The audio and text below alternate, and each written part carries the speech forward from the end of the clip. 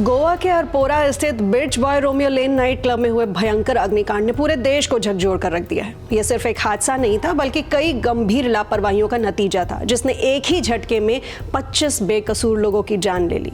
शुरुआत में इसे एक सिलेंडर ब्लास्ट समझा गया, लेकिन अब इस भयावह त्रासदी पर कई बड़े और चौंकाने वाले खुलासे हुए हैं। तो सबसे पहले हम आपको इस हादसे में हुए नुकसान के बारे में बताते हैं।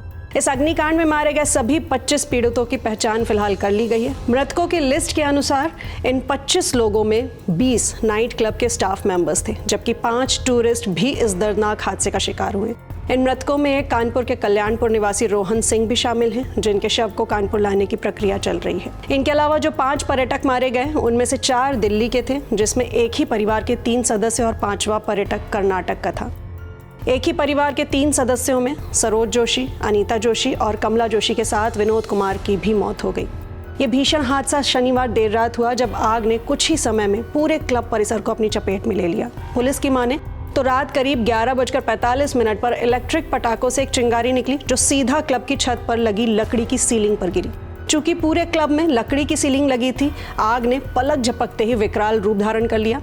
इसी बीच एक वीडियो भी सोशल मीडिया पर खूब वायरल हुआ जब क्लब डांसर डांस कर रही है और तभी धीरे धीरे ऊपर से सीलिंग में आग फैलती हुई नजर आ रही है। आग लगने के बाद ज्यादातर पर्यटक किसी तरह अपनी जान बचाकर भागने लगे, मगर इस क्लब में आने जाने का रास्ता सिर्फ एक ही था और मेन एग्जिट पर आग ही आग थी। ऐसे में अंदर फंसे लोग जान बचाने के लिए क्लब के बेसमेंट की ओर भागे, पर बेसमेंट से बाहर निकलने का कोई रास्ता नहीं था। सबसे भयानक बात यह थी कि बेसमेंट में कोई वेंटिलेशन भी नहीं था, जिससे आग से उठने वाला जहरीला धुआं हर तरफ भर गया। इसी धुएं से दम घुटने की वजह से 23 लोगों की मौत हो गई। आग पर काबू पाने के बाद जब पुलिस बेसमेंट में पहुंची तो वहां का मंजर बेहद दर्दनाक था। सभी लोगों के शव एक के ऊपर एक पड़े थे, जबकि 2 शव बेसमेंट की सीढ़ियों पर मिले थे। इस भीषण लापरवाही के बाद गोवा पुलिस ने अब फिलहाल सख्त कार्रवाई शुरू कर दी है। पुलिस ने नाइट क्लब के दोनों मालिक सौरभ लूथरा और गौरव लूथरा के खिलाफ FIR दर्ज कर ली है। गोवा पुलिस की एक टीम उन्हें गिरफ्तार करने के लिए दिल्ली रवाना हो गई है। इसके साथ ही पुलिस ने क्लब के 4 स्टाफ मेंबर्स को भी अरेस्ट किया है। वहीं गोवा सरकार ने क्लियर किया है कि क्लब में आग से बचने का कोई भी प्रबंधन नहीं था।